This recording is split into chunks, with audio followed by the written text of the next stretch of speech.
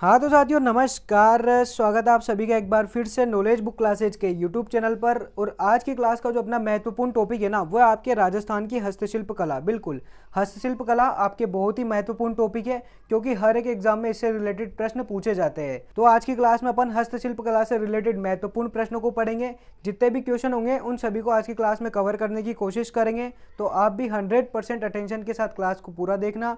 और अगर दोस्तों अभी तक आपने चैनल को सब्सक्राइब नहीं किया हो तो एक बार चैनल को सब्सक्राइब कर देना और क्लास को आपके दोस्तों तक शेयर कर देना, ठीक है, ताकि मेरे को भी थोड़ा बहुत मोटिवेशन मिले और आपके लिए ऐसे ही क्लासें लाता रहूं। ठीक है, तो चलिए शुरू करते हैं आज की क्लास।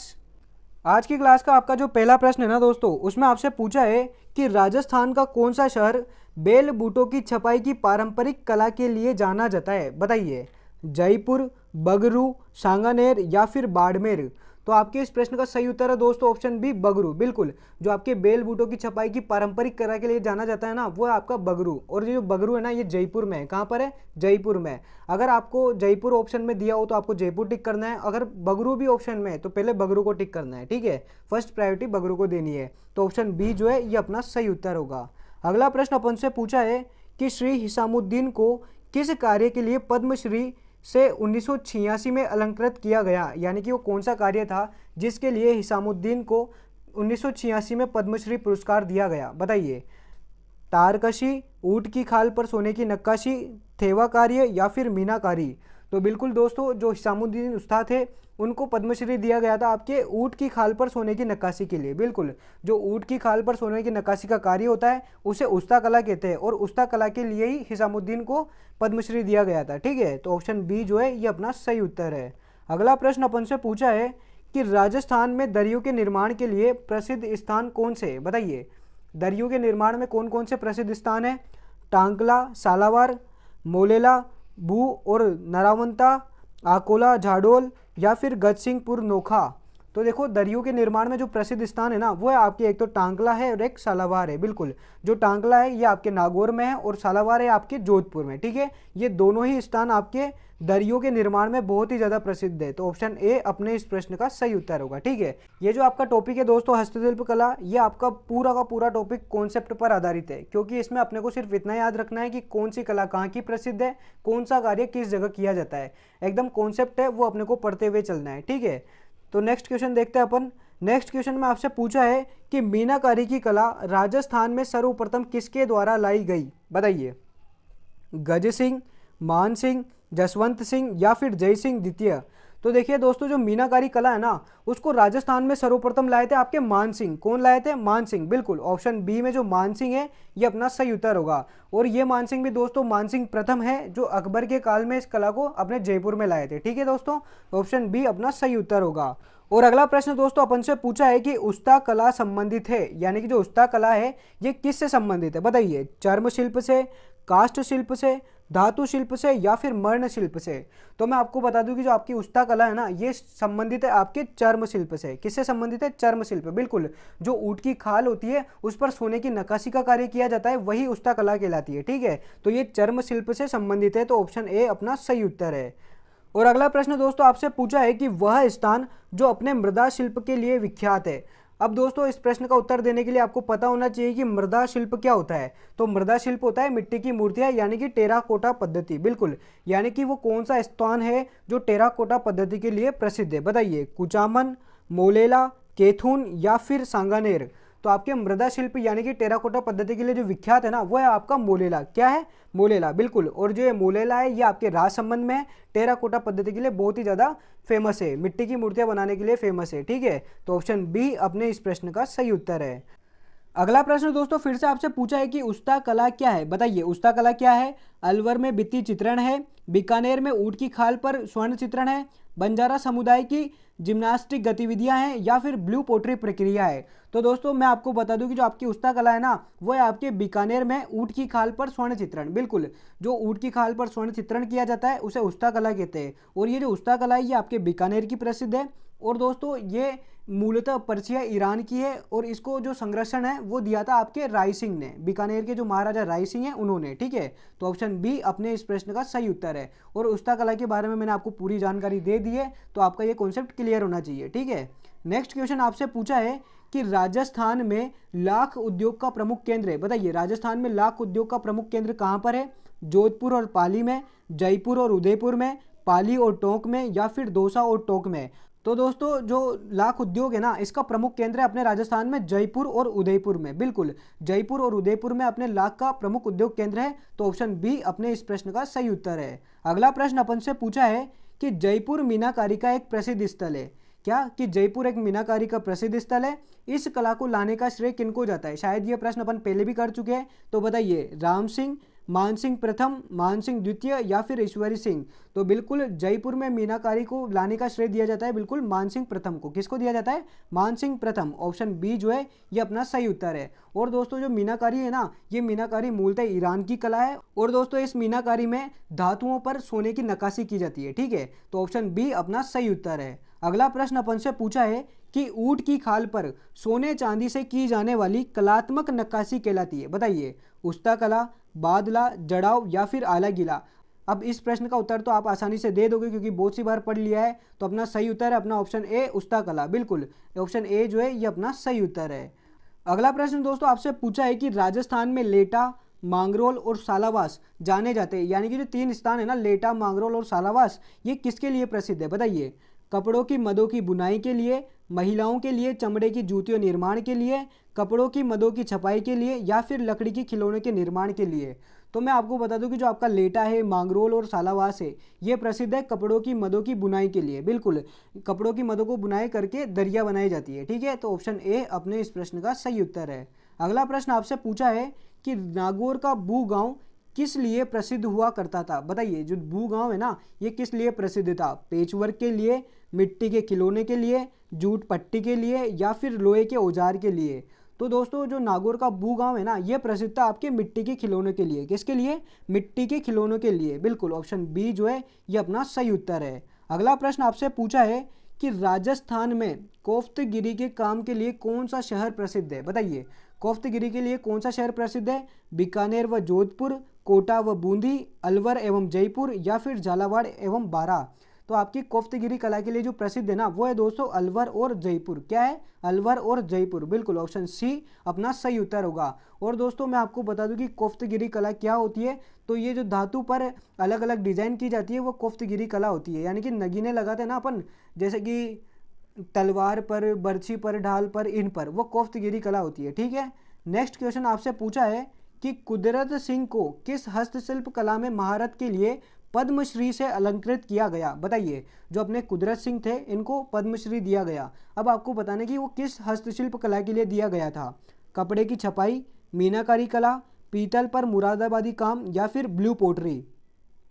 तो अपने इस प्रश्न का जो सही उत्तर है ना, कि कुदरत सिंह को जिस हस्तशिल्प कला के लिए पद्मश्री दिया गया था वह हस्तशिल्प कला है आपकी मीनाकारी कला। कौन सी है? मीनाकारी कला। बिल्कुल, जो अपनी धातुएं होती है उन पर सोने की नक्काशी करने के लिए। ठीक है, तो ऑप्शन बी अपने इस प्रश्न का सही उत्तर है।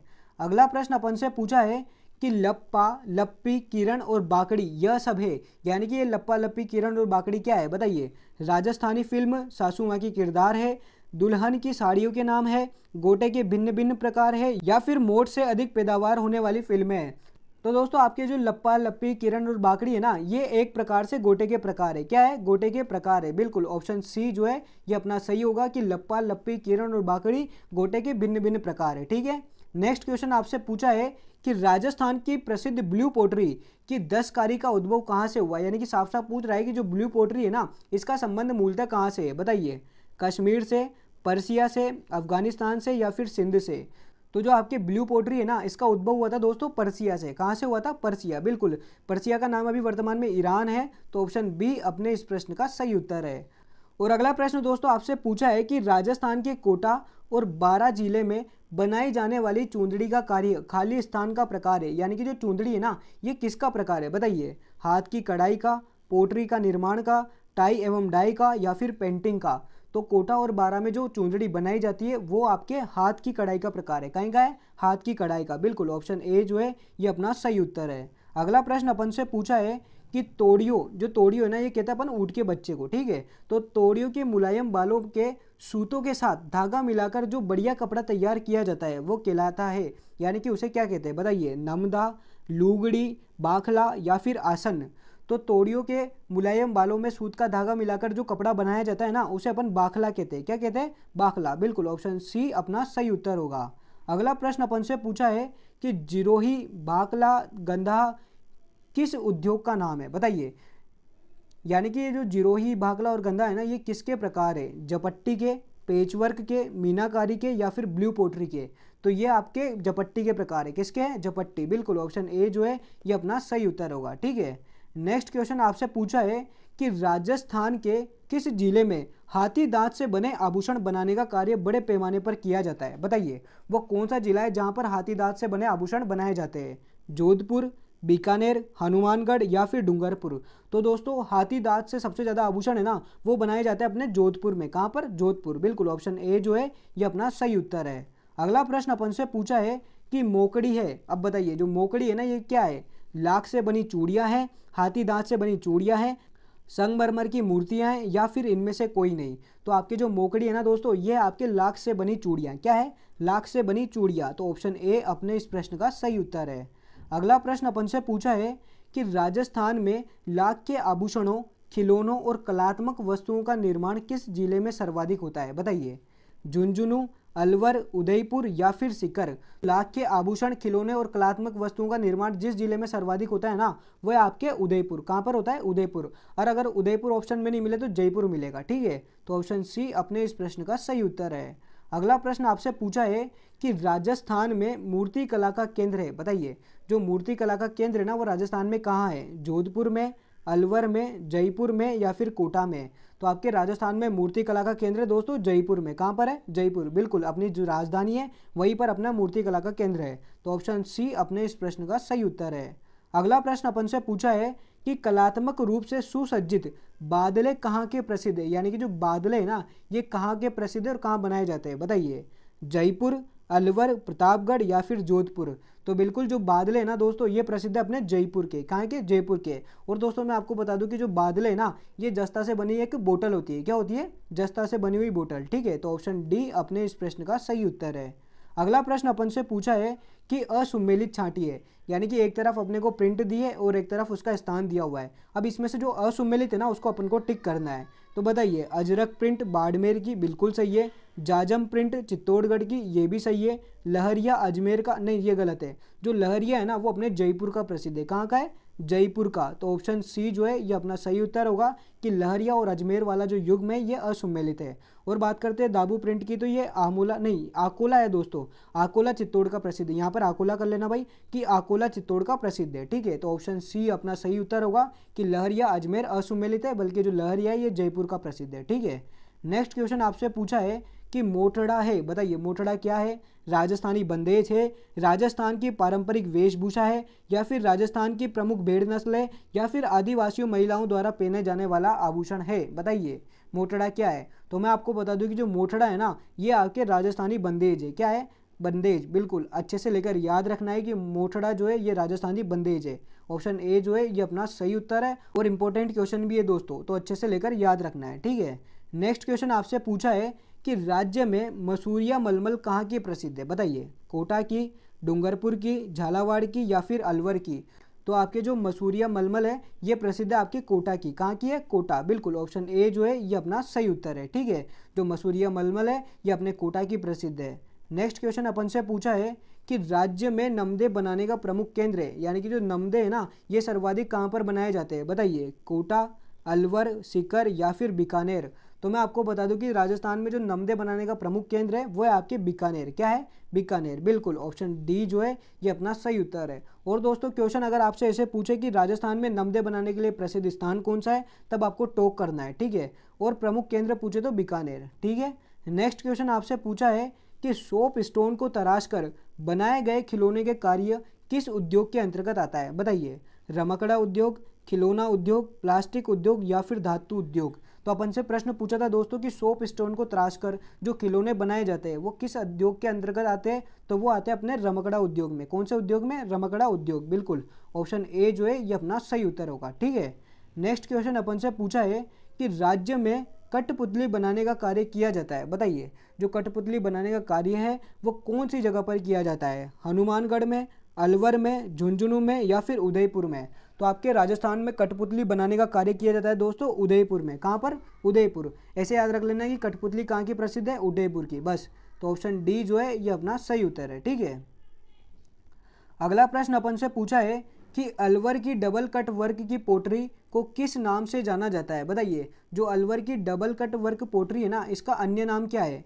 मोठड़ा, मोकड़ी, नागरी या फिर कागजी? अपन मोठड़ा पढ़ ही चुके हैं, मोकड़ी भी अपन पढ़ चुके हैं। तो अब जो डबल कट वर्क पोट्री है ना, उसको कहते हैं कागजी। क्या कहते हैं? कागजी। बिल्कुल, ऑप्शन डी जो है ये अपना सही उत्तर होगा कि अलवर की जो डबल कट वर्क पोट्री है ना, उसे कागजी कहते हैं। ठीक है दोस्तों, नेक्स्ट क्वेश्चन आपसे पूछा है कि हस्तशिल्प कला के संदर्भ में कौन सा कथन असत्य है? देखिए, असत्य कथन के बारे में अपन से पूछा है कि जो असत्य है ना वो कौन सा है? बताइए, जयपुर को हस्तशिल्प कला का तीर्थ कहा जाता है या फिर हस्तशिल्प कला की आत्मा मीनाकारी को कहा जाता है? बताइए, इसमें से असत्य कथन कौन सा है?